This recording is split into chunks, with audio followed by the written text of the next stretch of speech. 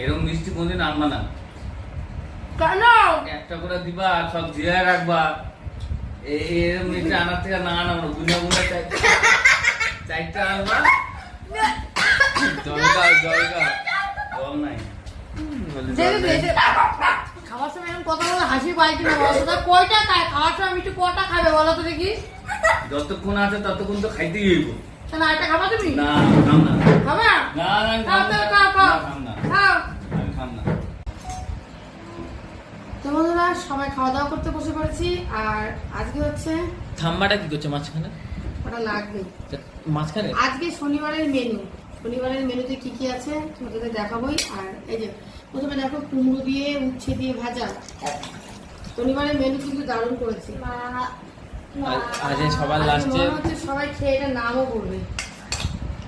এটা খাও।